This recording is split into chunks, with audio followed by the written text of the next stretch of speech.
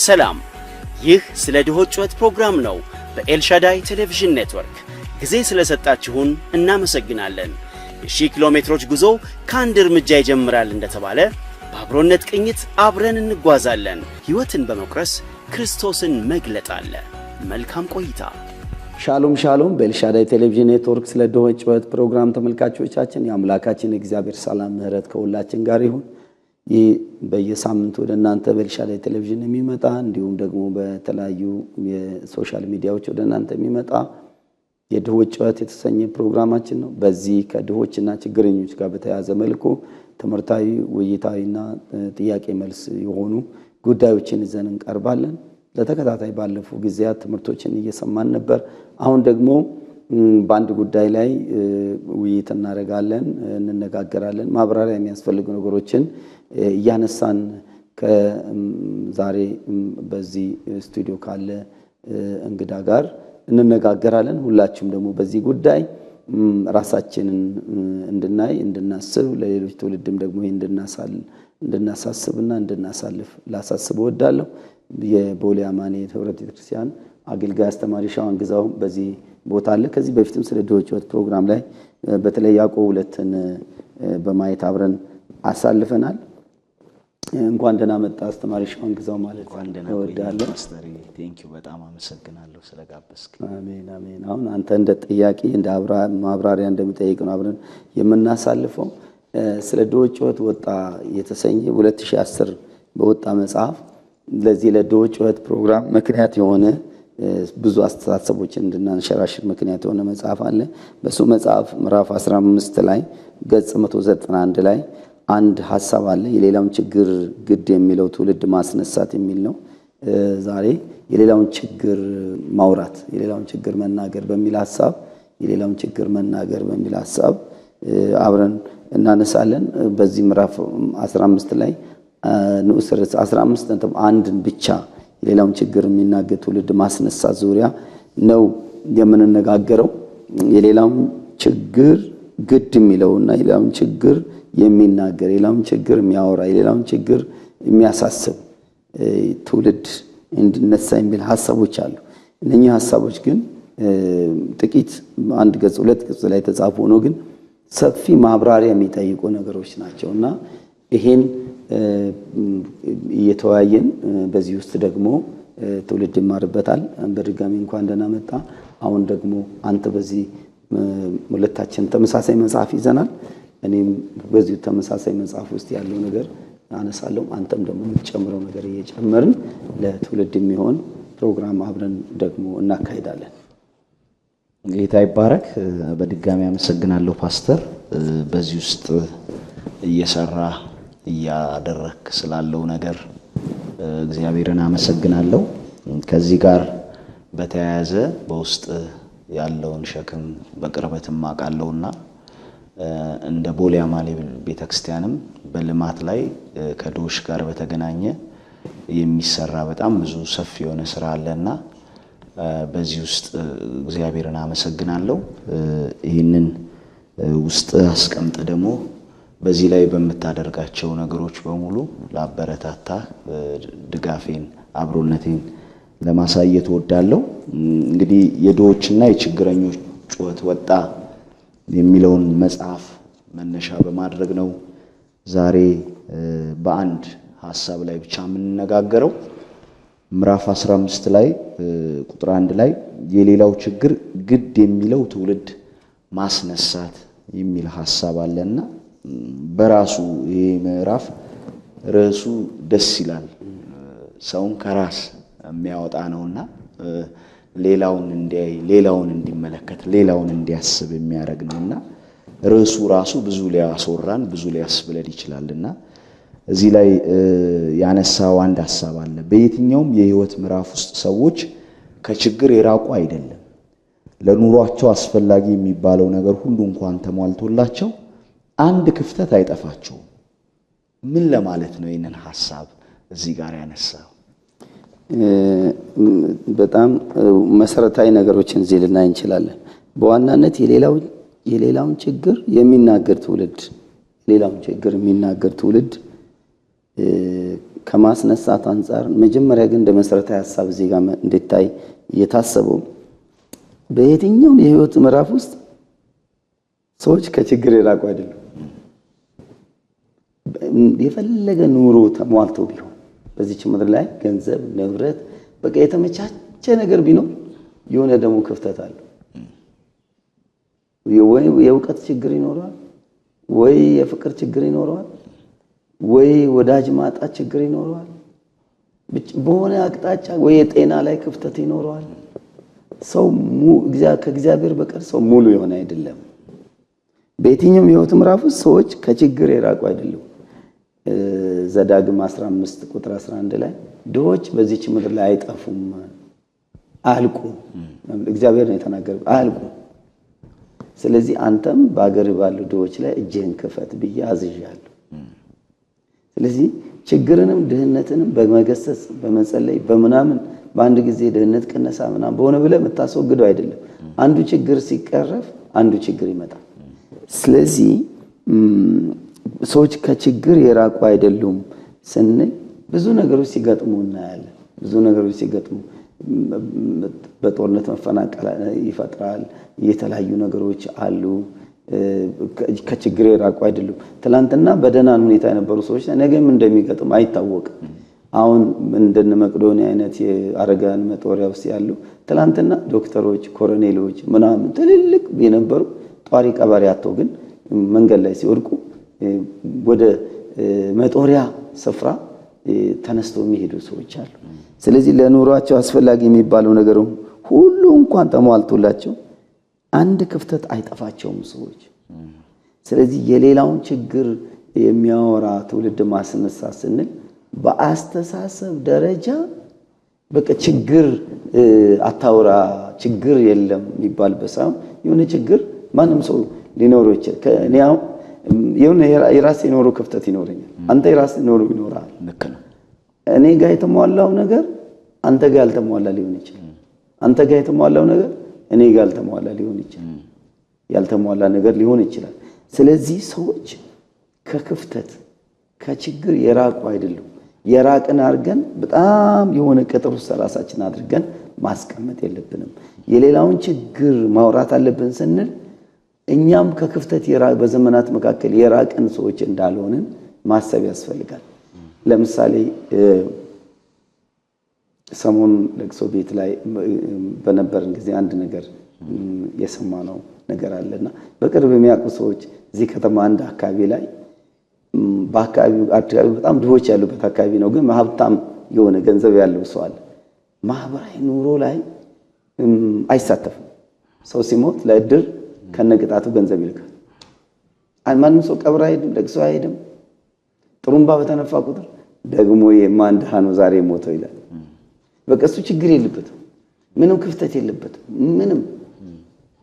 እና ሰው ለካ በጣም አዝኖበታል። እድርተኛው፣ ማህበሩ፣ አካባቢው ወር አዝኖበታል። በኋላ ግን ልጁ ከሀገር ውጭ ሞቶ ሬሳው ይመጣል፣ ጥሩምባ ይነፋል፣ አንድ ቤት ድንኳን ይጣላል። አንድ ለቅሶ የሚመጣ ሰው ጠፋ፣ አንድ ሰው። ከዛ የለቅሶ ሰዓት ቀብር ማንም ይቀብረው ከዘመዶቹ ውጪ ሌላ ሰው ጠፋ። የሆነ ቤተክርስቲያን አካባቢ ሄዶ ቀባሪዎችን በገንዘብ ቀጥሮ አምጥቶ ድሃ ይበላል ብሎ ለበሬ አርዶ ምግብ አዘጋጅቷል፣ ንፍሮ አዘጋጅቷል፣ ሁለት በሬ አርዷል አዘጋጅቷል። ግን አንድ መጥቶ ንፍሮ የሚቀምስለት እንኳን ስጋ ሊበላ ጠፋ። ከዛ እነኛ የተቀጠሩ ሰዎች ቀብሮ ከመጡ በኋላ ብሉ ሲባል አይ እዛ ጨነህ አምጣ እንጂ እዚህ ለቅሶ ቤት ቁጭ ብለን አንበላም። አይ ሁሉም ሰው በሆነ ነገር ላይ ክፍተት ውስጥ ችግር ውስጥ የሚገባበት ጊዜ አለ። ሰው ያስፈልጋል፣ ሌላው ሰው ያስፈልጋል። ስለዚህ ለዚህ ሰውዬ ምንም ሀብታም ቢሆንም የችግሩ ቀን ነበር ይሄ፣ የክፍተቱ ቀን ይሄ ነበር፣ የሐዘኑ ቀን ነው ይሄ፣ ባዶነት የሚሰማበት ቀን ነው። ስለዚህ እንደዚሁ ሰዎች ከችግር ከሆነ ክፍተት የራቁ እንዳልሆኑ እንዲያስቡ እንደ መሰረታዊ ሐሳብ ለመግለጽ ነው ይሄ። አዎ እዚህ ጋር እኔ አሁን አንድ ጥያቄ የፈጠረብኝ ሐሳብ የሌላው ችግር ግድ የሚለው ትውልድ ማስነሳት ሲባል እዚህ ጋር ደስ በሚል መልኩ እንዳስቀመጥከው ማንም ሰው ከችግር የራቀ አይደለም። ሁሉም ሰው ችግር አለበት።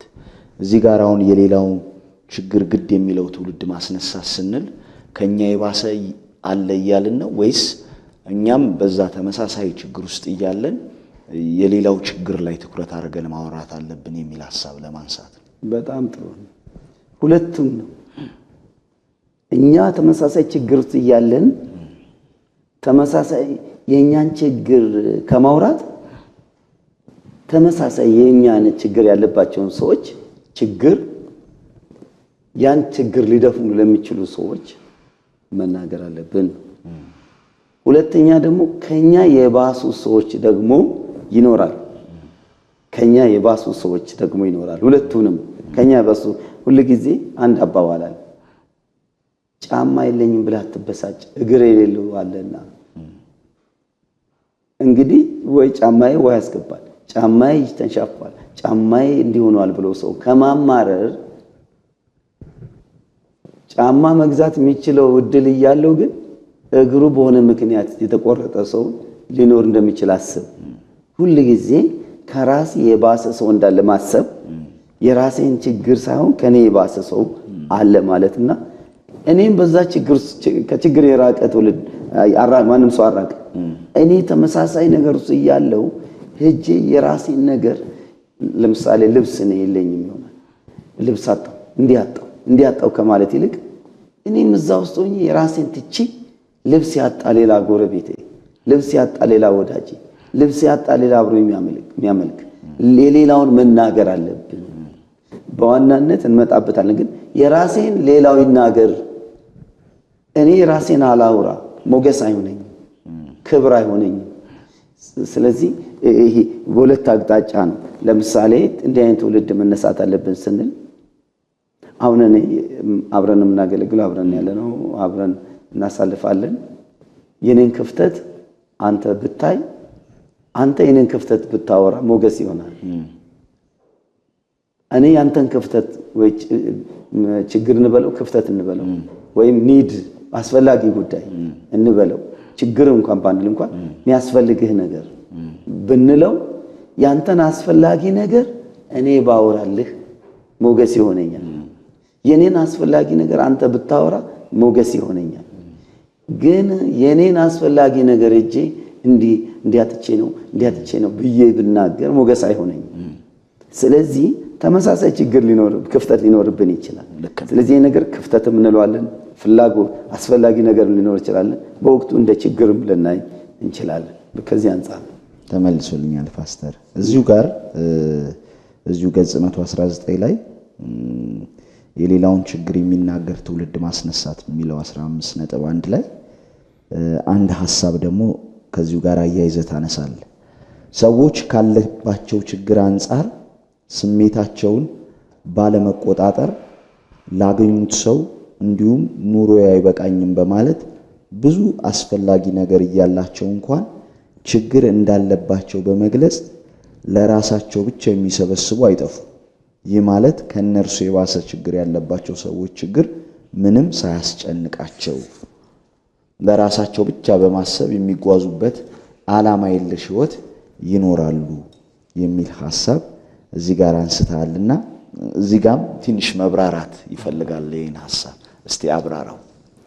ይሄ እንደ መዝጊያ ዓላማ የለሽ ሕይወት ይኖራል።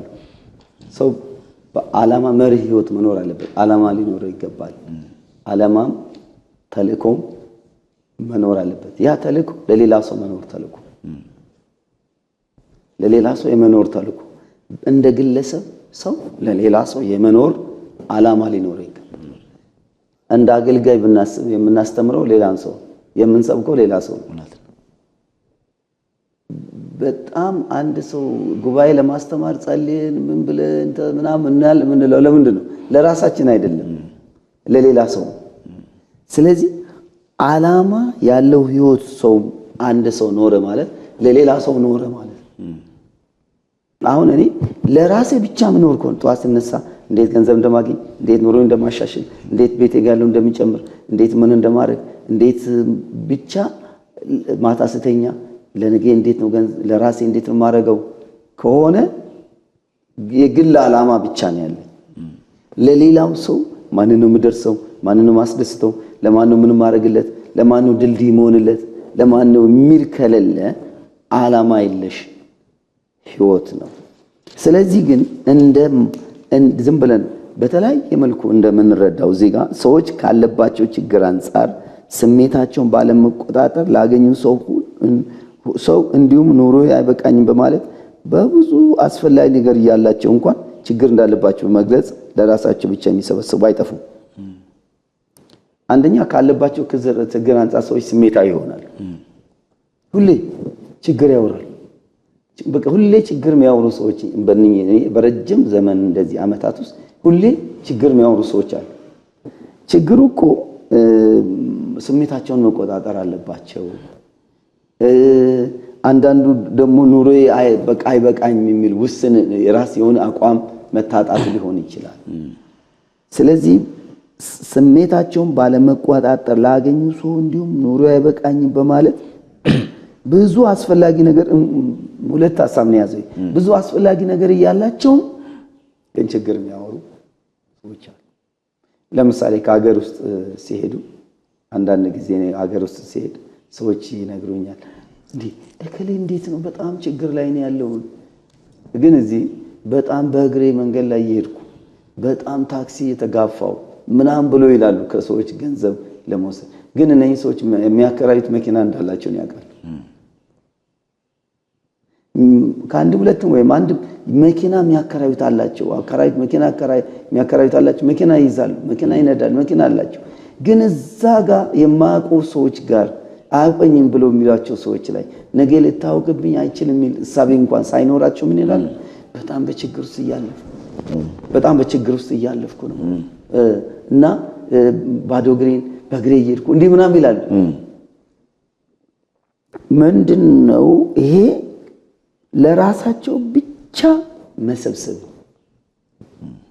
ለራሳቸው ብቻ ማከማቸት ለራሳቸው ብቻ ማሰብን የሚጠይቅ አስተሳሰብ ነው ከዛ ውጪ ግን ሁሉ ጊዜ ግን ስሜታዊ ሆኖ ችግራቸውን ብቻ የሚያወሩ ሰዎች አሉ ይህ ማለት ከነርሱ የባሰ ችግር ያለባቸው ሰዎች ችግር ምንም ሳያስጨንቃቸው የመጀመሪያ ደረጃ አመሉ የተባለው ሰው ለራሴ ችግር ነው መጨነቅ ያለብኝ ለባልንጀራዬ ነው መጨነቅ ያለብኝ ነው መመለስ ያለብኝ ዓላማ ያለው ህይወት መኖር ፈቃድ ከሆነ እንቅልፍ ሊያሳጣኝ የሚገባው ክፍተት ይኖረኝ ይችላል ግን ከዚህ ይልቅ ግን የሌላውን ነገር እንቅልፍ ቢያሳጣኝ የሌላው ሐዘን የሌላው ለቅሶ የሌላው ሞት የሌላው መራብ የሌላው መራቃት የሌላው መቸገር የሌላው ምግብ ማጣት የሌላው በብዙ ክፍተት ውስጥ መኖር መጀመሪያ ሊያስጨንቀኝ የሚገባው ይሄ ነው ቀጥሎ የራሴ ያስጨንቀኝ ማለት አይደል ግን እግዚአብሔር ሐሳብስ ይሄ አይደለም ወይ ስለዚህ ይሄ የዚህ ክፍል ሐሳብ ምንድነው ለራሳችን ሳይሆን ለሌሎቻችን ማሰብ የምንጓዝበት ዓላማ ያለው ህይወት ለመኖር ማሰብ አለብን በዚህ አይነት ሁኔታ ማይኖሩ ሰዎች ይበዛሉ እዚች ጋር ለመጨመር ሰዎች ካለባቸው ችግር አንፃር ስሜታቸውን ባለመቆጣጠር ላገኙት ሰው እንዲሁም ኑሮ አይበቃኝም በማለት ይላልና በጣም ሰው ተቸግሮ ያለበትን ነገር ለሰው ሊያካፍል ይችላል እዚህ ጋር ግን አንተ ትኩረት ልትሰጠው የፈለከው ላገኘው ሰው ሁሉ የራሱን ችግር ብቻ ስለሚያወራ ሰው ነው እንደዚህ አይነት ሰው የሌላውን የሚያስብበት ሌላውን የሚመለከትበት ጊዜም አይኖረው ሁሉ ጊዜ ወደ ራሱ ስለሆነ ትኩረት የሚያደርገው ከራሱ አንግል ከራሱ እይታ ወጥቶ ሌሎችን ሊያስብ ፈጽሞ አይችልም ከሱ በታች ያሉትም ሊሆኑ ይችላሉ በሱ እኩል ደረጃም ያሉትን ሰዎች ሊመለከትና ሊያይ አይችልም አንዳንድ ጊዜ ያው አንዳንድ ሰዎች ቆላቸው ራሱ ማጉረምረምን ችግር ማውራትን ይለምዳልና በምንም ሁኔታ ውስጥ ይሁን ስላሉበት ስለ አንድ ነገር እንኳን ማመስገን የማይችሉ ሰዎች አሉ መቼም ዙሪያችንን ብንመለከት ዙሪያችንን ብናይ ልናመሰግንበት የምንችላቸው ነገሮች ይኖራሉ። ከብዙ አንግል ነገሮችን ማየት ከቻልን እውነት ነው እየተቸገርንበት ያለ አቅጣጫ ሊኖር ይችላል። ሁሉ ነገር ግን ችግር ላይሆን ይችላል። ግን እንደዚህ አይነት ነገር የለመዱ ሰዎች ያ ሁላ አይታያቸውም። ያንን መመልከት ያንን ማየት አይችሉምና ባገኘናቸው ቁጥር የሚነግሩን ደጋግመው ሊያወሩን የሚሞክሩት ነገር ከራሳቸው ጋር የተገናኘ ነገር ነውና ያው እዚህ ሐሳብ ላይ ትንሽ ለመጨመር ነው። ደግሞ የተለየ ሐሳብ እዚህ ጋር ውስጥ አንተ የጨመርከው ነገር በራስ ሐሳብ ብቻ አእምሮ ከተሞላና ክፍተት አይኖርም ማለት ነው። እውነት ነው። እንደዛ ነው ያልከው። ይሄ በጣም የተለየ ሐሳብ ነው ማለት እኔ አሁን ለምሳሌ በራሴ ነገር ብቻ ስፔስ የለኝም። ሌላውን ሰው ማየት የምችልም ማሰብ የምችልበት የሚል ነገር የለኝም።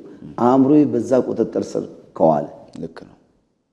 ከዛ ውጪ ግን ቅኝቴን ሌላው ማሰብ፣ ሌላው ማረግ፣ ለሌላው ምን ላርግ፣ ሌላው እንዴት ይሆናል፣ እንዴት በልቶ ያድራል የሚል አይነት ነገር ከሆነ ቢያንስ ክፍተት ይኖረኛል ቦታ ሌላው ማሰብ የሚችልበት። ይሄ ደግሞ በጣም እዚህ ስም ያልተጠቀሰ የተለየ ሐሳብ ነውና ትልቅ ሐሳብ ነው። እኔ ዛሬ ጠዋት እያነበብኩ የነበረው አንድ ክፍል ነበርና ቆላስይስን እያጠናው ቆላስይስ ምዕራፍ 1 ቁጥር 4 ላይ ጳውሎስ ስለ ተሰሎንቄ አማኞች ሕይወት እግዚአብሔርን ያመሰግናል እና የሚያመሰግንበት ምክንያት ስላገኘ ነው እግዚአብሔርን የሚያመሰግነው።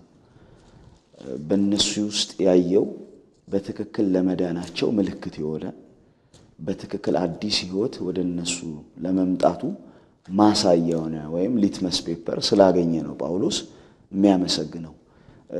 አንዱ ስለ እምነታቸው ያመሰግናል፣ በክርስቶስ ኢየሱስ ላይ ስላላቸው እምነት ያመሰግናል።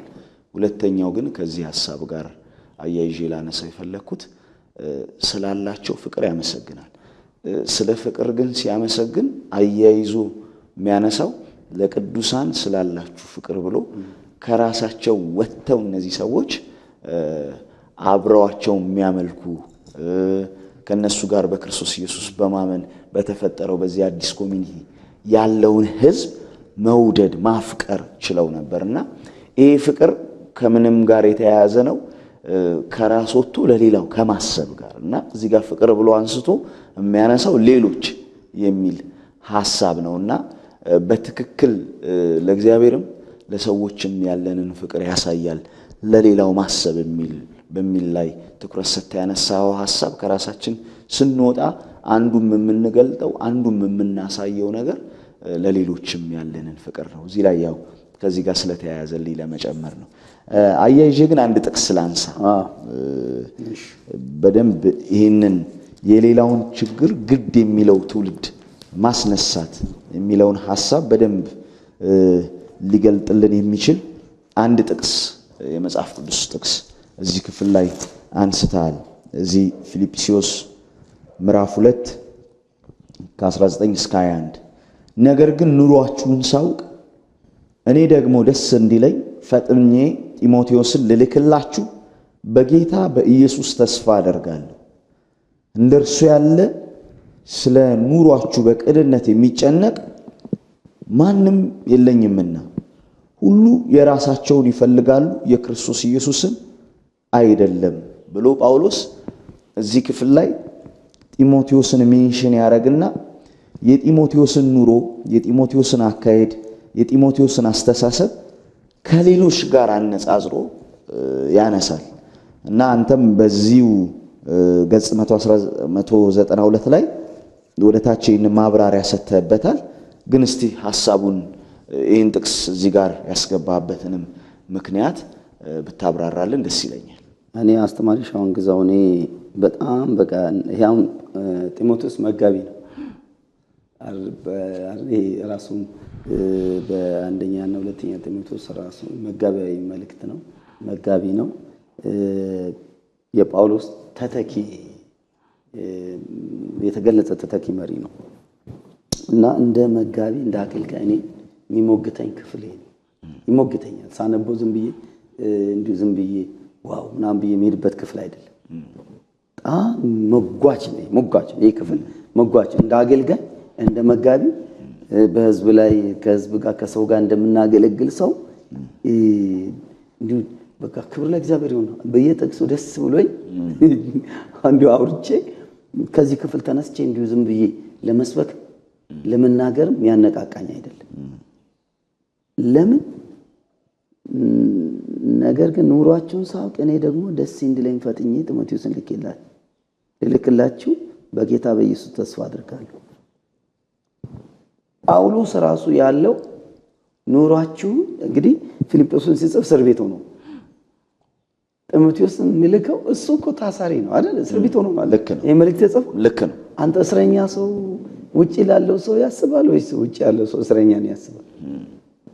ውጪ ያለው ሰው ለእስረኛ ኑሮ ይጨነቃል። እንዴት ምን ያደርጉት ይሁን፣ የቀጠቀጡት ይሁን፣ እንዴት ያደርጉት ይሁን፣ ነገ ይሰቅሉት ይሁን፣ እንዴት ምን ይበላ ይሁን ብሎ ጨለማ ውስጥ ይተኛ ይሁን፣ ምን አይነት ችግር ውስጥ ያልፍ ይሁን የምታውቀው ሰው ተለይቶ እስር ቤት ስትሆን ያስጨንቃል።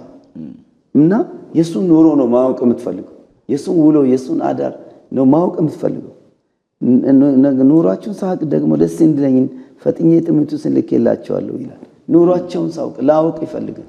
ሳውቅ የጳውሎስ ራሱ ልቡ ምን አይነት ሰው እንደሆነ ታለ እንደርሱ ያለ ይልና ስለ ጢሞቴዎስ ደግሞ የላከውን ስለላከው ጢሞቴዎስ ስለሱ መንፈሳዊነት የሱን ልብ እንደርሱ ያለን ብለው አነጻጽረው ያለ ስለ ኑሯችሁ በቅንነት የሚጨነቅ ማንም የለኝምና። እንግዲህ ከጳውሎስ ጋር ሆኖ የሚያገለግሉ አሉ፣ አብሮም ይሄዳሉ፣ አብሮም ያሳልፈዋል። ሁሉ ጊዜ ማርቆስ ከጳውሎስ ጋር ሆኖ ያውቃል፣ ሲላስ ሆኖ ያውቃል፣ ባርናባስ ሆኖ ያውቃል፣ ቲቶም ሆኖ ያውቃል፣ አፍሪዱጡም ሆኖ ያውቃል። የተለያዩ አሉ። እንግዲህ እኛም ያልተጠቀሱ ደግሞ በተለያየ መልኩ ከጳውሎስ ጋር በአገልግሎት ጉዞ ሚስዮናዊ ጉዞ ውስጥ አብሮ የሚኖሩ የሚያሳልፉ የቅርብ የሆኑ ሰዎች ይኖራሉ። ግን አነጻጽሮ እንደርሱ ያለ ስለ ኑሮ የሚጨነቅ አይደለም። ስለ ኑሯችሁ ስለ ምእመኑ ስለ ህዝቡ ኑሯችሁ መጨነቅ ብቻ አይደለም፣ በቅንነት የሚጨነቅ በቅንነት የሚለው ጠማማ ያልሆነ ልብ ማለት ነው። ሰው ለሌላው ሰው የሚጨነቅ ሊመስል ይችላል፣ ግን ካሜራ ፈልጎ ሊሆን ይችላል። ለሌላ ዓላማ ስም ፈልጎ ይሆናል፣ ዝና ፈልጎ ይሆናል። አሁን ዮሐንስ ወንጌል ምዕራፍ 12 ላይ ይሄ ሽቶ ተሽጦ ለድሆች ቢሆን እንዴት መሬት ላይ ይደፋል? እንዴት ብሎ ከኢየሱስ በላይ መንፈሳዊ ይመስላል ይሁዳ። ግን ሌባ ጻፊው ግን ሁለቱንም እዛ ያለበትንም ህይወቱንም ያውቅ ስለሆነ ጻፊው ሌባ ስለነበረ እንጂ ስለ ድሆች ገዶት አይደለም። ይሄ ጭንቀቱ ይሄ ለምን ተደፋ የሚለው ነገር ሌባ ስለሆነ ነው። ፕሮፖዛል የሚያዘጋጀው እንዲህ የሚያደርገው ድሆች እንደዚህ ሰፈራችን ያለ ድሆች የሚለው ምን የሚለው ከዳጋ ያለ ነገር ኑሮ ምናምን የሚያደርገው በቅንነት አይደለም። እንደርሱ ያለ ስለ ኑሯችሁ በቅንነት የሚጨነቅ ማለት ጠማማ ነገር ውስጥ የለበትም፣ ሌላ ሞቲቭ የለበትም። ሌላ ማለት ጭንቀቱ የተቸገረ ሰው ስለነሱ ኑሮ ምን ይሆናሉ እንዴት ይሆናሉ የሚል አለው። ማንም የለኝምና ታዲያ እንዴት አይሞግተኝም? እኔ አመሉ የሚባለው ሰውዬ ወደዚህ የጢሞቴዎስ የህይወት ልክ ውስጥ ደርሷል ወይ?